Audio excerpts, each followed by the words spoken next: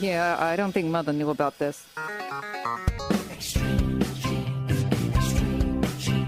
Uncle Marvin was strangled by his own beard.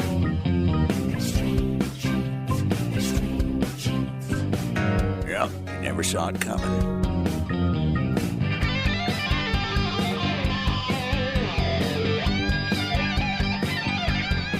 And welcome to America's Family History Show, Extreme Genes at extremegenes.com. It is Fisher here, your radio root sleuth on the program where we shake your family tree and watch the nuts fall out. Well, since it's Halloween week, I thought it'd be fun to share some of my favorite spooky segments from Extreme Genes past, including one about the discovery of the location of the hanging of the Salem witches and an ancestor who was viewed more than once over several years. Hope you enjoy this best of show. Of course, this is the week of RootsTech in Salt Lake City, Utah, so everybody's tied up with that, including David Allen Lambert and myself. So we figured, okay, we're going to do kind of a best of thing this week, some of our favorite interviews from past shows. And then next week, we're going to give you the full review on a lot of the things you may have seen at RootsTech or missed if you weren't able to attend.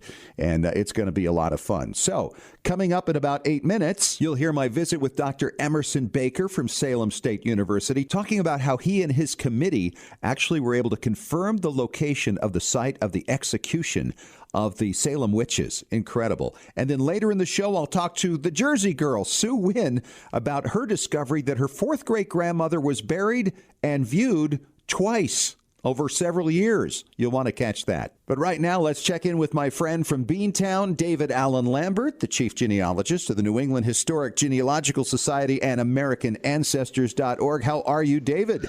I am great. It's been an amazing week of excellent lectures and meeting some of our amazing listeners here at Salt Lake City at RootsTech this year. Yeah, it's going to be so much fun to review this whole thing. We got a lot of pictures up, of course, happening on our website, extremegenes.com, and on our Facebook page. Hope you're following us there. Hey, don't forget also to sign up for our newsletter, The Weekly Genie. You can get that by just signing up at extremegenes.com. It's free. No, we don't sell our list to anybody, so enjoy. We got a lot of great links to a lot of great material. One of the people that we should have on our newsletter list is Queen Elizabeth II, who just celebrated her 65th Sapphire anniversary. That's what the 65th is. I don't think I'll ever live to see that. That's incredible. That's pretty amazing. It makes her the longest reigning monarch in history. Right. She came in her mid-20s, right?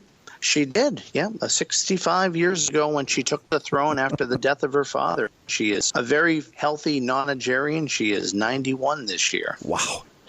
In connection with that, I had a very weird experience recently in regard to someone related to the British monarchy. Okay, because most of us have some royal connection. Anybody who has any British history at all usually can find something way back there with a little luck, right? Right, like King Edward I is very common, yes. Henry II. But King Arthur of the Knights of the Round Table. What? I had a gentleman come in and was certain that he knew by family tradition that he was related to King Arthur. Oh, it doesn't end there. He also said, and he is distantly related to Merlin. No. Oh, stop it. No, I really wish. I can't make this stuff up. No. This will definitely be for a luncheon talk, tales from the reference desk down the road. Yeah. Needless to say, I had to go to lunch quickly after that engagement, and sure. I'm not sure what chart he'll produce, but I'd love to see it.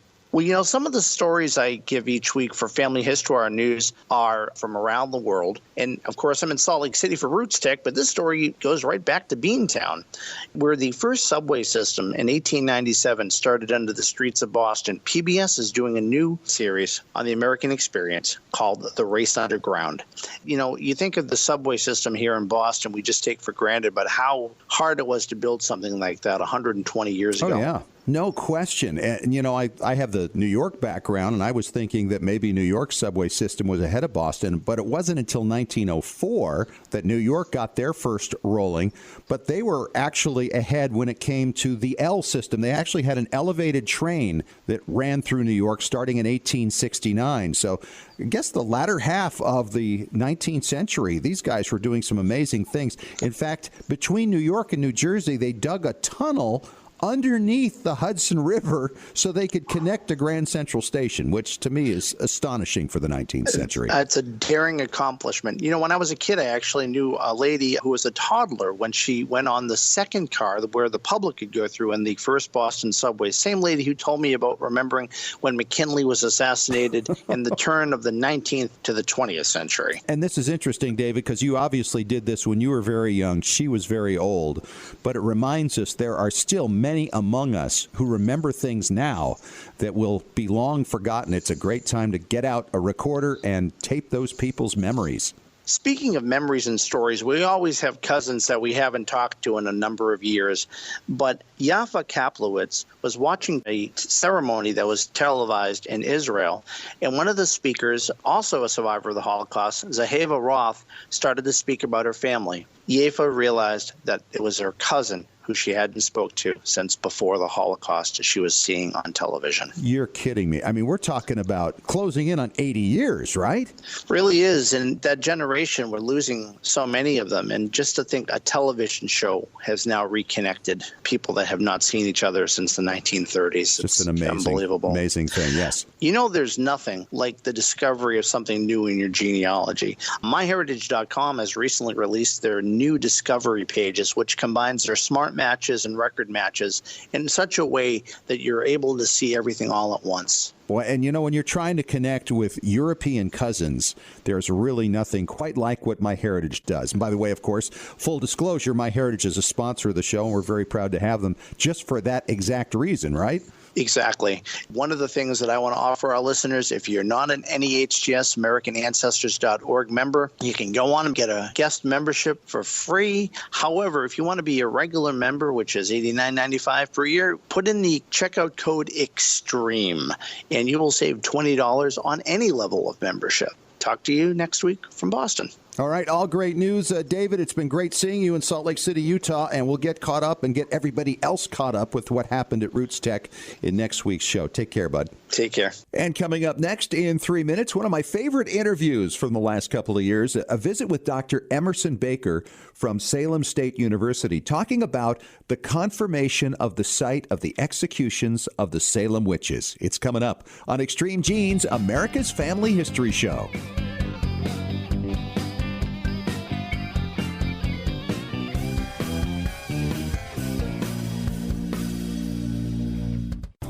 Unknown parentage, lineage society membership, building your family tree, leaving a legacy. Regardless of your reasons for hiring a professional researcher, Legacy Tree Genealogists can help you discover your family's past. Their genealogists are highly rated in their field with specialties in DNA analysis, historical context, and forensic genealogy. For nearly 20 years, Legacy Tree Genealogists have created thousands of professionally bound and digital reports for families like yours around the world. So whether you've hit a brick wall in your research or are just getting started, Legacy Tree Genealogists can help you tell your story and preserve it for generations to come. To receive a free estimate for professional research, visit legacytree.com or call 1-800-818-1476. That's 1-800-818-1476. We'd be happy to talk to you. Legacy Tree Genealogists. Genies, Ancestry.com has just released an important new database, and it's free. It's the Freedmen's Bureau Bank Records and the Freedmen's Bureau Marriage Records. These records are a game changer for African American research. For the first time, searches for ancestors among these records can be done solely within these two databases, making discovery easier than ever before. Every name in these mostly post-Civil War records has been indexed. We're talking 3.5 million names, and they often include the names of parents, siblings, children, former slaveholders. They commonly provide ages, marriage information, and so much more. In some cases, you can read in their own words some of their stories as well as their post-emancipation ambitions and challenges. If you've been hesitant to seek out your African American ancestors because of the pre-1870 research challenges, now is the time to see what information is waiting for you right now for free. Only at Ancestry.com. Hey Genies, it's Fisher here, and my shiny new ExtremeGenes.com website has been described as having that new car smell. I love hearing that. Having been with you for over 8 years now, it felt like time to help out listeners and followers who need to know the basics of genealogical research, as well as how to understand your DNA test results, and to be able to put them to work for you, breaking down brick walls, identifying birth parents, locating new cousins who may have photos and information that can't be found anywhere else, and verifying your paper trails. Yes, DNA can do all that, and I can show you how. Check out the all-new ExtremeGenes.com website and download the free Genealogy Strategy Roadmap and the free DNA Starter Guide. Then, if you like what you see, you can take those next steps to sign up for the video courses that you can watch at your leisure. I'll take you through all the basics, step by step. Find out more now at ExtremeGenes.com.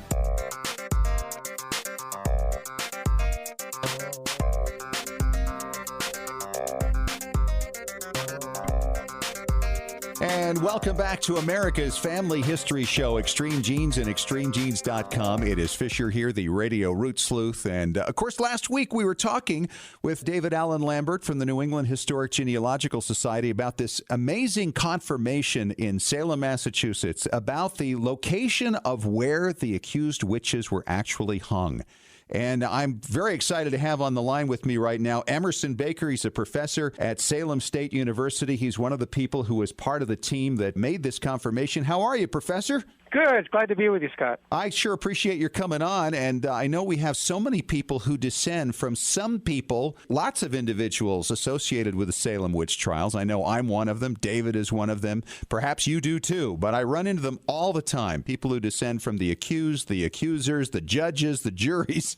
It is just amazing how far-reaching that particular incident is. And for you as an historian, this had to be quite a fun thing and an exciting thing for you to be a part of, to finally confirm what has been known for some time, but you've actually added some new scientific leverage to it to confirm where these people met their ends.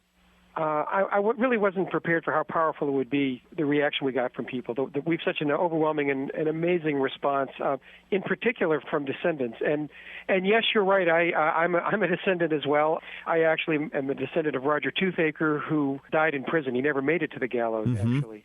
He died while awaiting trial. Were any men actually hung in this situation? Oh, yes, absolutely. I believe, actually like 5, including, of course, the most famous Reverend George Burroughs, yes, the ex-minister of Salem. So in most cases of witchcraft, including Salem, about 80% of the accused are women, so it really is kind of a female crime.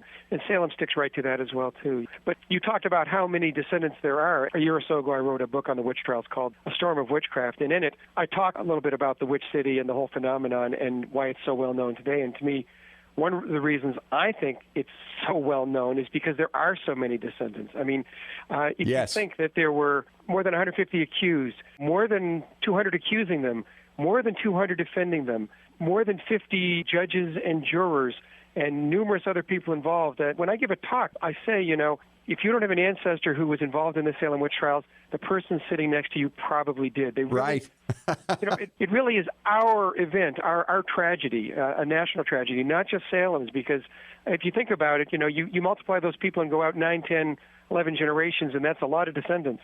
So as you went about this, obviously it's been known, or at least strongly suspected for a long time, that this area of Proctor's Ledge in Salem was the location. What did you have to do to confirm this conclusion from the past, and who came to that conclusion some time back? Right. Well, we were really working on the work of the great Salem historian of the early 20th century, Sidney Perley, who in 1921 had written an article where he really felt that even though people had placed it, there'd been a kind of a collective amnesia, I think, as they'd forgotten where the execution site was. And Perley reviewed all the facts, all the documents, no direct evidence, but a lot of just sort of hints as to where it might be. And he was pretty sure that it was Proctor's Ledge, which is actually on the lower part of Gallows Hill. And ironically, a few years later, in 1936, the city of Salem actually purchased a small piece of land there specifically to build a memorial. But I think at the time there were some people that were still hesitant about, who would rather literally bury this than remember it. And nothing ever happened. And people continue to believe it's the top of Gallows Hill. It's this location as opposed to another. And we were brought together about 5 years ago, a team of us, of historians and scholars, to work with the city to see if we couldn't come up with the actual site. And that's what we've been working towards since late 2010. Now, you were on a committee of about 7, yes? Yes, and that included particularly where there were other historians who were expert in the Salem witch trials, Marilyn Roach, who's written extensively about this, several books, Benjamin Ray of the University of Virginia, myself, and the other important scholar we had working with us was my colleague in the geology department at Salem State here, Professor Peter Sablock, who used some of his remote sensing techniques as well, too. So it really was kind of a team effort using not only the traditional histories and the documents, but some other new things that Pearlie couldn't have done. Well, tell us about that, some of the scientific things. What could you detect using modern equipment in that area of Proctor's Ledge? Well, the most important thing was the work done by viewshed analysis, GIS work with aerial photography that was done by Benjamin Ray and his people working with him at the University of Virginia. Viewshed analysis, simply put, is you can take an aerial photograph and determine, with topographic features, and determine what lines of sight people have. And we were able to figure out, we know there were several kind of distant eyewitnesses to the witch executions, and knowing approximately where they were, we were able to determine through viewshed analysis what parts of Gallows Hill they could or could not see. And indeed, many people have placed the top of Gallows Hill as the location, and we didn't like that for a lot of reasons I could get into if you want, but the real clincher was the fact that from where these people were standing, they could see the lower part of Gallows Hill around Proctor's Ledge, but they could not see the much more distant top of Gallows Hill, which really helped us pin down the location. So do you think that was the one thing that really kind of, to use an expression, put it over the top? Yes, it did. But I also think, too, frankly, Marilyn and Ben and I have studied the witch trials for many, many years. And for the three of us to all look at the documents, which are now available online at the University of Virginia website, and to sort of kind of independently arrive at that and look at Pearlie's research and then compare our notes and argue it out, that was important as well. And the other piece, too, that was really important, of course, once we determined this a couple of years ago, we were pretty sure, frankly, as sure as we're ever going to be, we're never going to have that direct evidence, I don't think. But then the next question we knew that people would logically ask is, well, what happened? Where are our ancestors who were the victims? What happened to the people? So that's where Peter and his geology students came in and did what we call geoarchaeological remote sensing, soil resistivity, and particularly ground-penetrating radar, going over the grounds at Gallows Hill to see was there any evidence of human remains that could lie buried on the hillside.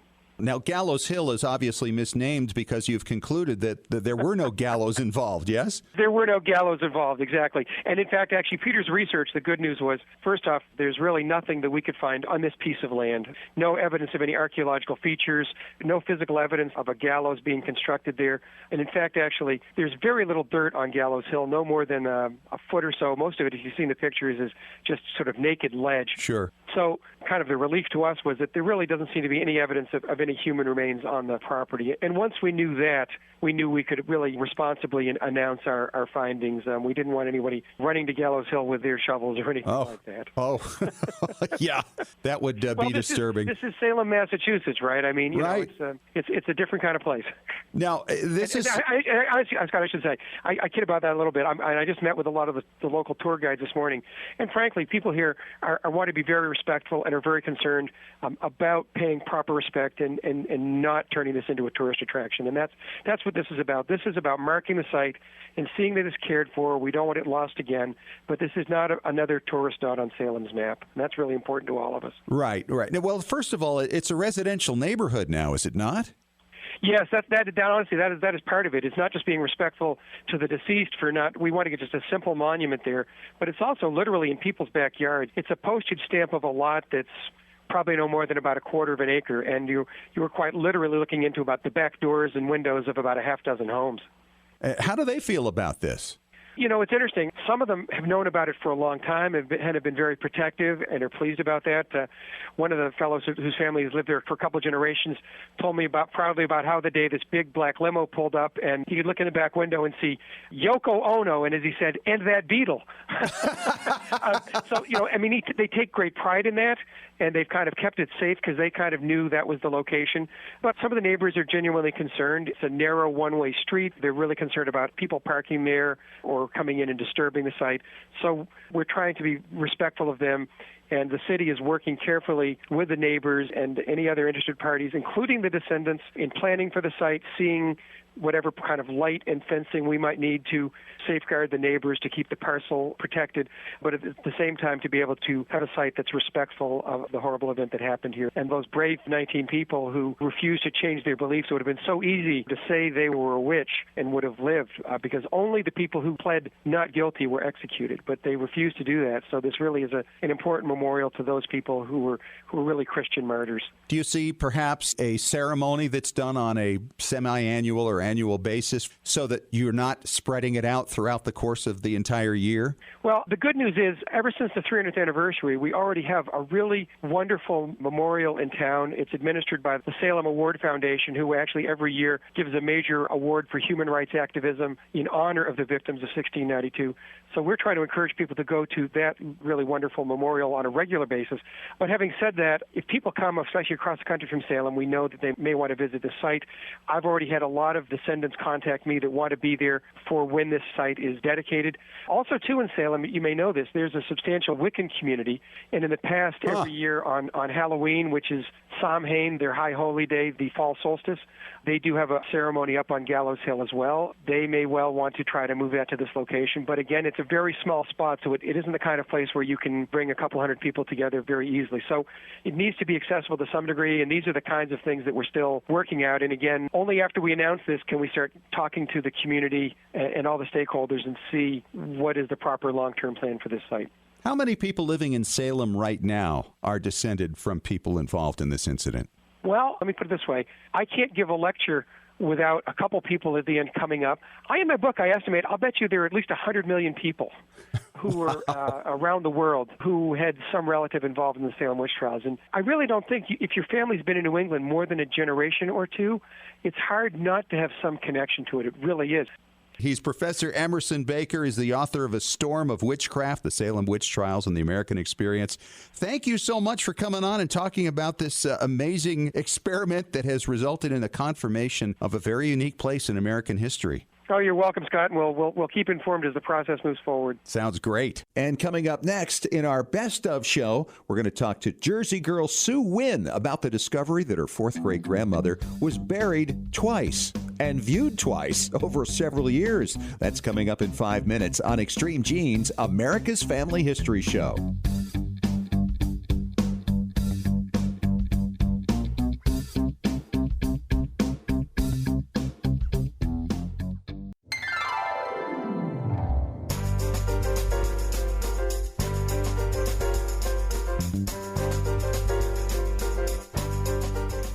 Welcome back to America's Family History Show, Extreme Genes and ExtremeGenes.com. It is Fisher here, the Radio Root Sleuth, talking to another one of our listeners, this one in Clementon, New Jersey. Sue Wynn is on the line. Hi, Sue. Welcome to the show. Hey, Fish. Great to talk to you. I am so excited to hear your story here and having got a little peek at what you're going to talk about. It is amazing, the stories that can come from our past, and you've got one. How did you get started in your research, by the way? Well, about 20 years ago, my father had passed away previously, and my father's cousin was still alive, and he started telling me some of these family history names. Although he didn't know a lot of the older stories, but he knew some names. And it was about 15 years ago, because I'm a Jersey girl, been here most of my life, I said to my husband, why don't we go try to see if we can find some of these gravestones down in Mullica Hill. So we went on a mission down there, and we were looking through a couple of graveyards, and I'll be darned if we didn't come up with some of these gravestones. And one of them, well, two of them, Hannah Agging, who's my fourth great-grandmother, and her husband Enoch, who's my fourth great-grandfather, were buried in St. Stephen's Episcopal Church Cemetery in Mullica Hill. So I ended up contacting the pastor of that church because I couldn't really read the gravestones very well. And maybe there's burial records that he could help you with. Exactly. And so I talked to him on the phone, and he said, interesting story about your fourth great-grandmother. So it turns out that my poor fourth great-grandmother, Hannah, died when she was about 55 years old. And she was buried in the graveyard of the then St. Stephen's Episcopal Church, which was a little bit further down the road from where the church is located now.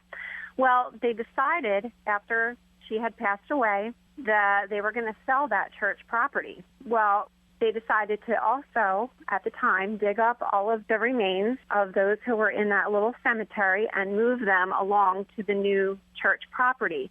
Make it easier to sell the old church property, I would imagine. Yeah, right. I mean, I don't think anybody wants to build their house on a graveyard. So, makes it tough when you're digging for the swimming pool, you know? Yeah, right. So apparently there's this, I don't know if it's an element or exactly what it is, but it's called marl, and it's something that's found in the soil there in Mullica Hill area. Okay. And they've also found quite a few fossils in that area.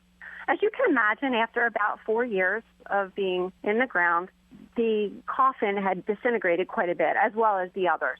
But what they didn't expect to find was that her body was so beautifully preserved after 4 years in the ground. And this was quite the news, spread throughout the area, and there was so much interest in it that they actually held a viewing after 4 years of Hannah being in the ground. 4 years in the ground and a second viewing. And not only that, my fourth great-grandfather had remarried. So can you imagine? Well, that's a little awkward. A little awkward. So apparently her hair was still pretty and curly, and her face was marbleized and very interesting. So they held a viewing, and they reinterred her, and she, to this day, is in the ground in Mullica Hill at St. Stephen's Episcopal Church. However, in Mullica Hill, being the old town that it is, and in the spirit of Halloween, every year in October they have something called the Ghost Walk. Oh, no. So it's about an hour and a half program, and you walk through the town. Well, it turns out that my fourth great-grandmother, Hannah, is one of the ghosts represented at the Ghost Walk. Oh, and wow. She stands out there in the cemetery, and someday my aspiration is to be Hannah in the Ghost Walk. To play and Hannah. My fourth great-grandmother. What a great idea.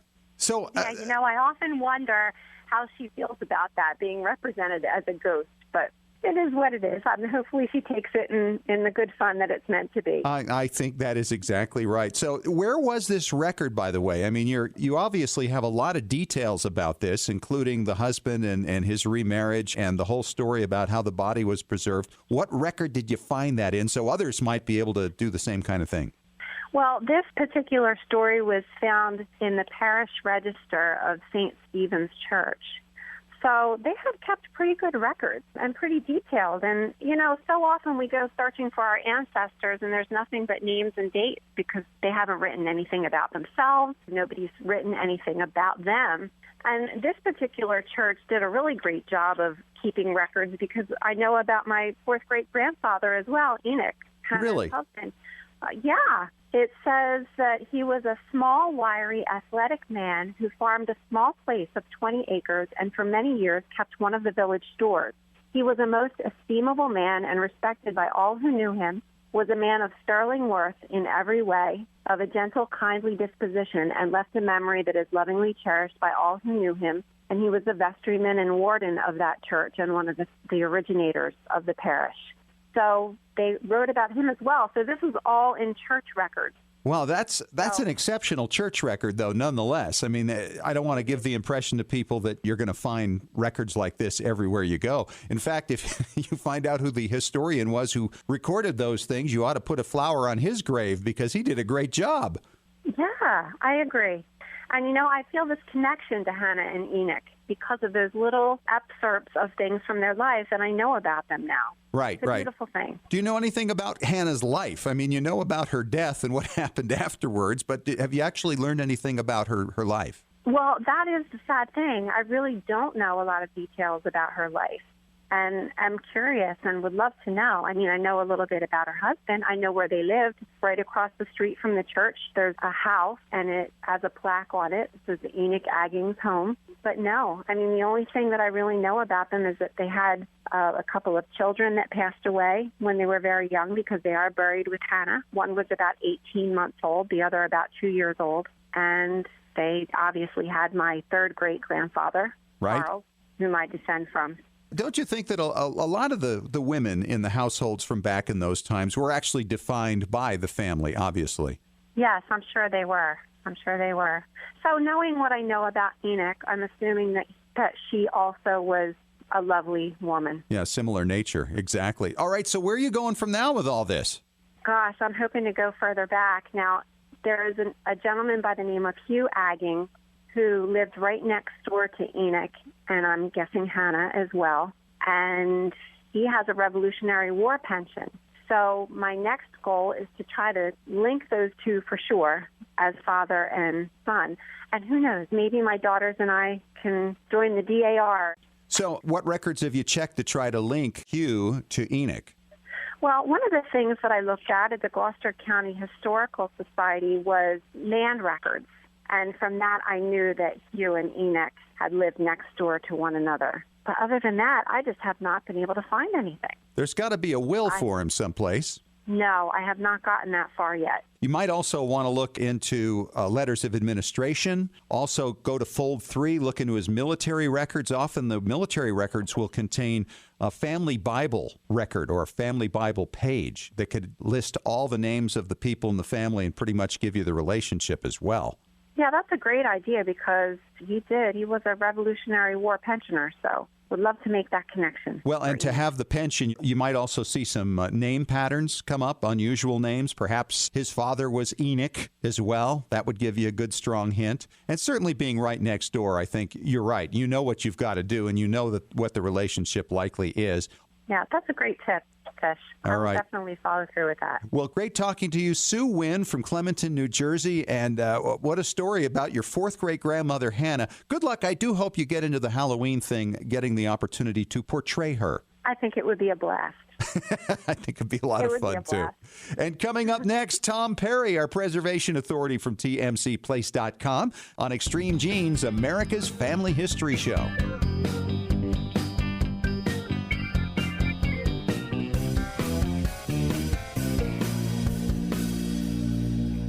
Hey Genies, it's Fisher here, and my shiny new ExtremeGenes.com website has been described as having that new car smell.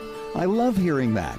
Having been with you for over 8 years now, it felt like time to help out listeners and followers who need to know the basics of genealogical research, as well as how to understand your DNA test results, and to be able to put them to work for you, breaking down brick walls, identifying birth parents, locating new cousins who may have photos and information that can't be found anywhere else, and verifying your paper trails. Yes, DNA can do all that, and I can show you how. Check out the all-new ExtremeGenes.com website and download the free Genealogy Strategy Roadmap and the free DNA Starter Guide. Then, if you like what you see, you can take those next steps to sign up for the video courses that you can watch at your leisure. I'll take you through all the basics, step by step. Find out more now at ExtremeGenes.com. Unknown parentage, lineage society membership, building your family tree, leaving a legacy. Regardless of your reasons for hiring a professional researcher, Legacy Tree Genealogists can help you discover your family's past. Their genealogists are highly rated in their field with specialties in DNA analysis, historical context, and forensic genealogy. For nearly 20 years, Legacy Tree Genealogists have created thousands of professionally bound and digital reports for families like yours around the world. So whether you've hit a brick wall in your research or are just getting started, Legacy Tree Genealogists can help you tell your story and preserve it for generations to come. To receive a free estimate for professional research, visit legacytree.com or call 1-800-818-1476. That's 1-800-818-1476. We'd be happy to talk to you. Legacy Tree Genealogists. Anytime is a great time to learn more about your family. Did you miss RootsTech Connect this year? It's not too late to experience RootsTech classes, keynotes, and how-to content. Just visit rootstech.org to see what you missed and to experience RootsTech Connect on your own timetable. Select inspiring and insightful messages that will help you in your pursuit to connect with and share your family story in new ways. You can then use the free resources found at Family Service FamilySearch.org or the Family Search Family Tree app to have a deeper personal experience getting to know your family, past and present. Connecting with family and learning about your ancestors provides healing, peace, and a sense of belonging. And it's easy to share what you learn with others to help and inspire them as well. Visit RootsTech.org for some inspiration or visit FamilySearch.org to continue on your journey of family discovery today.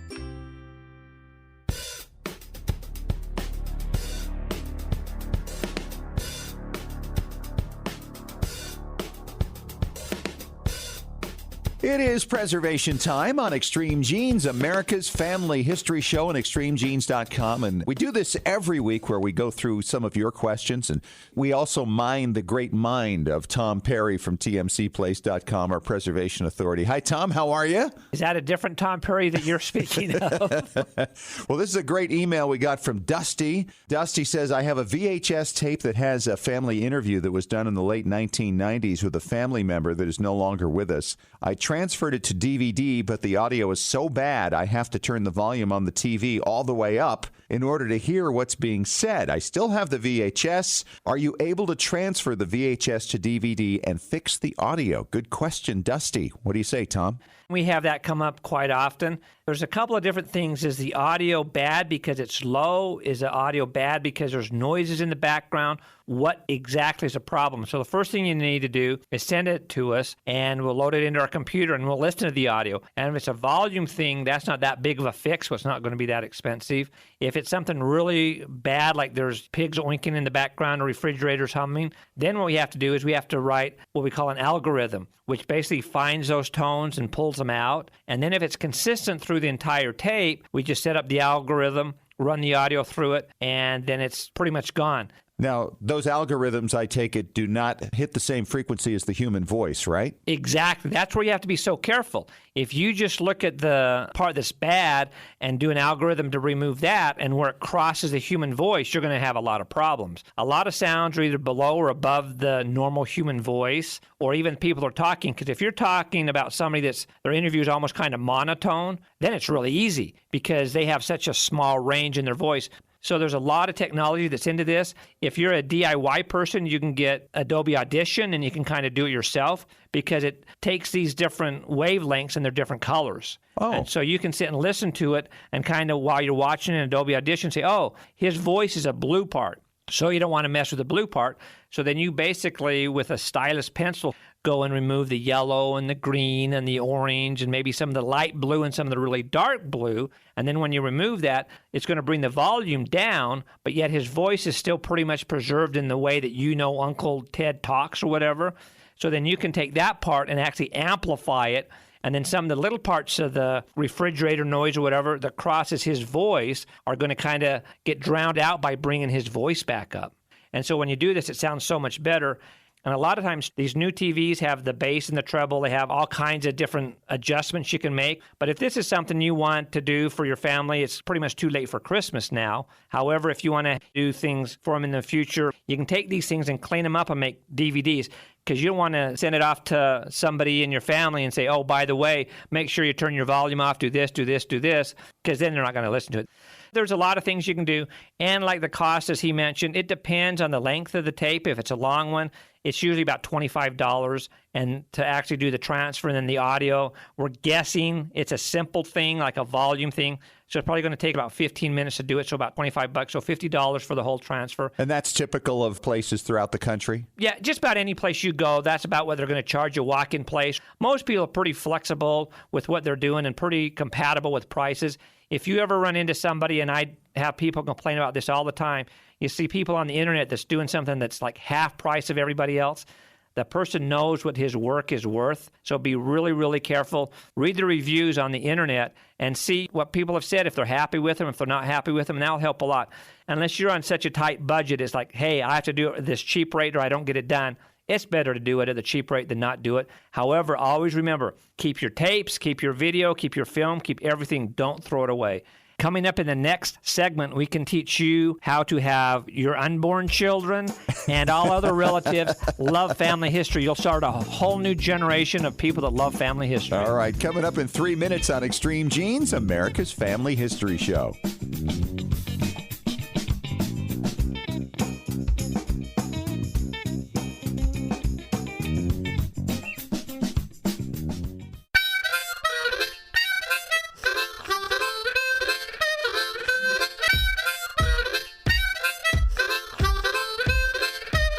And we are back. Extreme Genes, America's Family History Show, and ExtremeGenes.com. Fisher here, the Radio Root Sleuth. It's our final segment with Tom Perry from TMCPlace.com, our preservation authority. Now, Tom, you were talking before the break about how we can get future generations of unborn children and grandchildren to love family history forever. What do you got? This is back to the science thing, like we talked about quantum physics a few shows ago about how to store your stuff on the cloud to make sure it's taken care of and it's not taken by other people and have access to it. Well, this is something really, really new that scientists are now able to do. You know how your genes work. If you have blonde hair, your husband has dark hair, blue eyes, green eyes, some of your kids will be blonde, some will have blue eyes. It's just kind of a random thing. Exactly. Okay. But with the master gene, if you go and change the sequence in that, it's permanent. For instance, fruit flies, which is what they always start with because they're easy to breed and change and nobody their DNA. Gets mad about them. Exactly. And they breed so fast you can get a new generation a couple times a week. Yeah. So what they did is they went and took black fruit flies and they put a blonde sequence in the master DNA. And so every single one of their offspring were blonde. There's no blacks at all, 100% blonde. So if we take this same thing with us and put the family history gene into it. Now, wait a minute. No. We're going to program it into everybody that they're going to preserve and share and discover? Exactly. Stop it. You don't have to worry about anybody losing your stuff down the road. Everybody's going to have it. It's going to be wonderful. Yeah, move on. What do you have? The next thing I want to talk about, we've talked about 3D printing before. Yes. And the biggest problem people have with 3D printing is it's really, really slow. And we've talked about family heirlooms, so you can take them and make 3D copies of it so everybody has a pseudo copy of what it was. Right. But they're slow, they're cumbersome, etc. Well, there's a new one that they're working on right now that works out of a polymer type thing. So what happens is it has this liquid polymer that the 3D printer actually goes down inside the polymer. And as it pulls it out, there's kind of like a photo, a picture that is done with light and oxygen. The light and the oxygen mixing with this polymer causes it to harden and liquefy and harden and liquefy as it's coming out of the vat. It's almost like sci-fi. Like you see this human form come out of this liquid mess. This is exactly how this 3D printer works. It pulls up this polymer and it zaps it with this light from this photograph that's in the vat and says, okay, this goes here, this goes here, this goes here. So it's so much faster and it's a lot better. Once the form comes out, all you do is basically hose it off and it's ready to rock and roll. You don't have to get down and sand it. It is absolutely incredible. How much faster? Over 100 times faster. Whoa. They're going to be expensive. However, they're working with different businesses that this will be a part of their cash, so to speak. So we could have one of these in our place. People could bring in an old watch, any kind of an heirloom, and we could actually photograph it, put it in the vat, and they could pick it up next day. That's insane. So many times when somebody dies in your family and everybody wants this, well, with something like this, we can actually take it and make you another pocket watch, make you whatever. It won't be functional. However, it'd be a replica of the original one, and you could go in and paint it, do all kinds of cool things with it. It's just absolutely amazing. Because like I say, one of the biggest problems with the old kind, say you're making a round ball, it's not perfect. You're going to have to kind of sand it down because it takes out these strips, turns them into liquid, forms them really, really slow, doing one layer at a time. Where this one, as the thing's coming out of the vat, it's just shooting it with oxygen and with light. And if you want some more information, get the latest copy of Popular Mechanics. Super fun stuff. All right, interesting. Boy, where are we going? The mad scientist. Great stuff. Thanks, Tom. Thanks for having me. And that's what we call in the biz a wrap for this week. We hope you enjoyed this classic rewind of Extreme Genes from 2017 and hope you enjoyed our guests, which I think will help us all stay in the mood for Halloween weekend. Of course, if you missed any of it or you want to catch it again, of course, listen to the podcast on Apple Media, iHeartRadio, ExtremeGenes.com, Spotify, TuneIn Radio, you name it. We are there. We will talk to you again next week. And remember, as far as everyone knows, we're a nice, normal family.